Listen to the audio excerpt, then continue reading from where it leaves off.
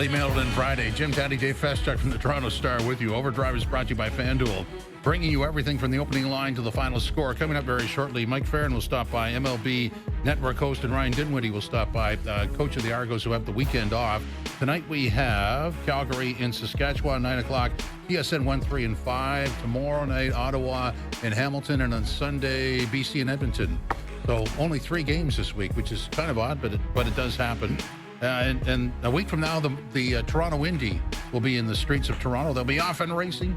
TSN 1050 giving you a chance to win VIP club access at the Ontario Honda Dealers Indy Toronto. Today's insider keyword is throttle. I like that one. Throttle.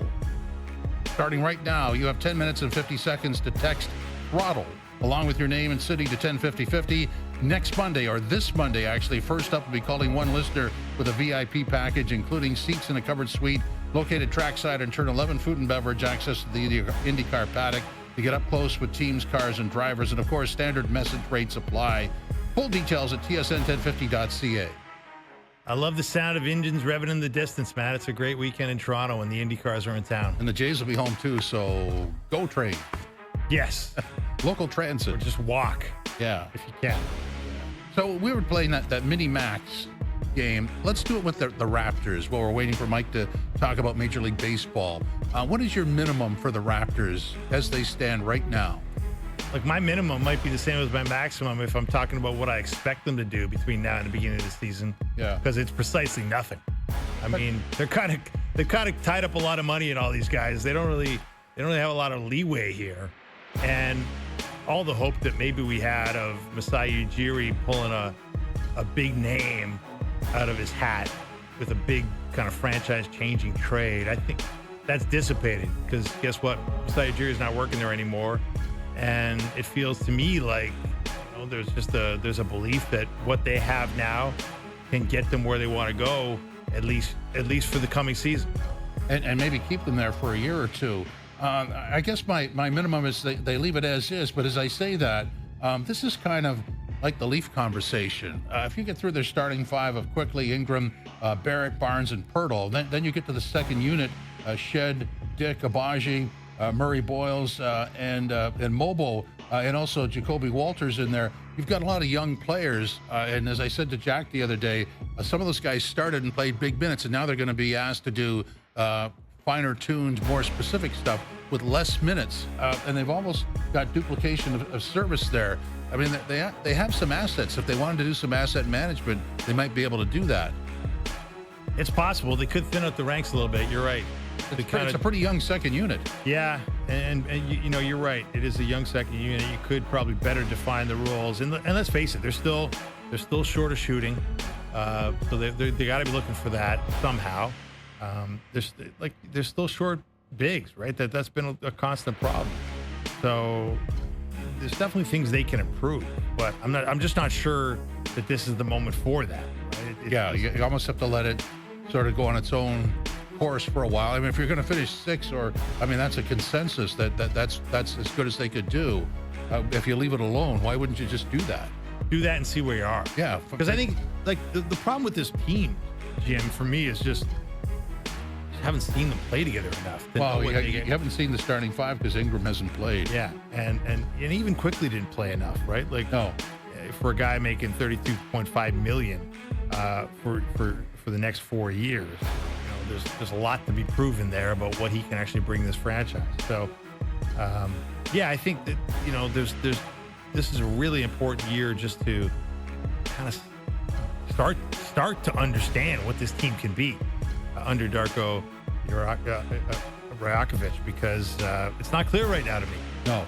Well, there are, we talked about a big motor with Cooper Flagg. There's a lot of guys in this team that have a good motor. Yeah, and they're fun to watch. Even when they were starting people that nobody knew, they were still fun to watch. That's the thing. I mean, that's if the Raptors have had one kind of non-negotiable with the way they've drafted, it's in a lot of ways it's been that sort of you got to be a competitor. You got to have a motor. And Colin Murray Boyles, defensive guy that they just drafted in the first round, falls into that category and should add to the collection. Yeah, so sometime over the next 55 minutes, we'll return back to the Raptors story and deal with the Max. Right now, let's segue over to baseball. Mike Farron is here. MLB Network host Mike, welcome. How are you?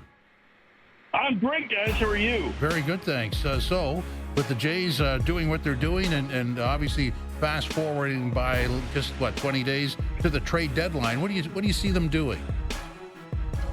Well, that's a really good question. I mean, I think they'll be active. I thought Ben Nicholson-Smith did a really nice job kind of handling this week on Sportsnet website, just a little bit of what they've done when they've been in the race over the last 5 years.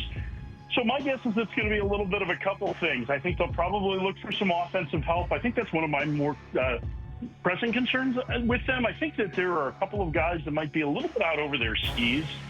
And that the team, really isn't any different in terms of what their approach has been this year from where they were a year ago. And certainly there are guys that are having much better seasons, right? Vladdy's had a good year. Bobichette significantly better. Obviously, George Springer's been amazing. Kirk's been great to this point. But I think a little bit more offensive certainty would make some sense to me. Maybe in the outfield, adding somebody who can hit right-handed, I think, is probably somebody that fits the bill.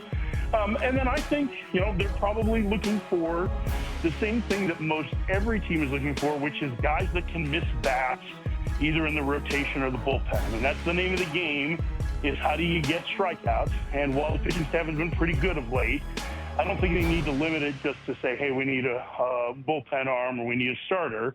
I think they're probably going to look at multiple arms. I would think that the idea is how can you shorten the game in the postseason, right? And offensively, how can you grind out at bats to put the most pressure on the opposing team?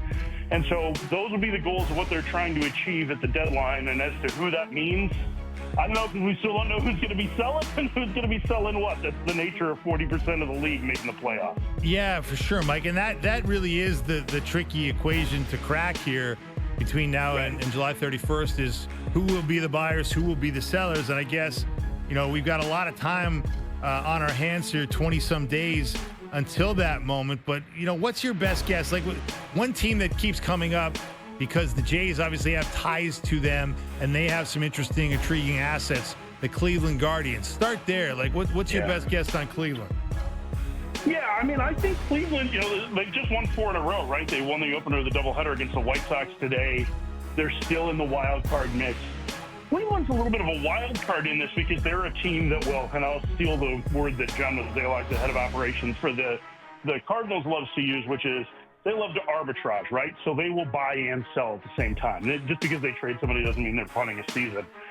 So they could be one of those fits. I would think that there probably is a little bit of bullpen talk. You've started to hear some rumors about Stephen Kwan. I think they're probably less likely to move him. That feels like hey, we're getting ready for another year down the line, because they're really good at having conversations with teams that they pick up further away. But, yeah, I mean, I think there's the possibility of anybody that's on an expiring contract there. And if the Jays were really willing to part with something significant that could help Cleveland in the future, to make their organization better, then maybe they would be willing to talk about Emmanuel Clase. But I wouldn't hold out much hope on that, especially, listen, they're playing the White Sox right now, who are the worst team in the American League. If they sweep that series, all of a sudden they've essentially erased that 10-game losing streak. And of course, Mike, the Jays will not be the only aggressive shoppers, if indeed they decide to be aggressive shoppers. I mean, there's a lot of talk that the Yankees will get out there and really be looking to fill the holes they've got at third base and second base, and the Dodgers obviously always are buyers. The Tigers, having the year they're having. Like, who do you think the biggest threat is to the Blue Jays to sort of get in front of them with the shopping cart and maybe pluck the assets that they wish they could have acquired?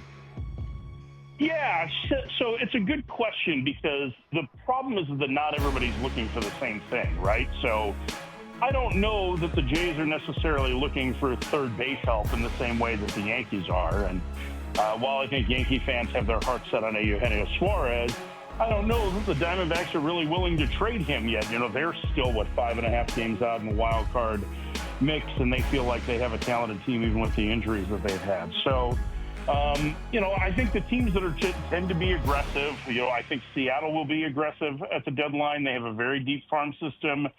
There is some pressure on that group to be able to make the playoffs, kind of in the same way that there's been pressure on the front office in Toronto. I think San Diego is always aggressive. I think based on the fact that Buster Posey made the move early the way he did for Rafael Devers, I think you would have to assume that they are going to be aggressive as well. The one thing with San Francisco, though, is that bullpen may not be their most significant need, right? They're probably looking for offense before anything else. But Milwaukee has a very good team. The Cubs are in need of... The Cubs bullpen has been great, right? I think they have the third best ERA in the sport. But they have like the second or third lowest strikeout rate as a group. So again, another team that's going to be looking for bat missers.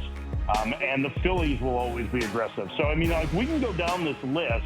And the problem is that there's just so many teams that are going to be looking for the same thing, which is strikeouts, ways to shorten the game from the back to the front in the postseason. And there's only a handful of those relievers that we think are going to be available. We don't even know if they're going to be available. Yeah, and I guess the relevant point is the number of teams that would be selling. So you're talking about, Baltimore, Oakland, and Chicago in the American League and in the National League.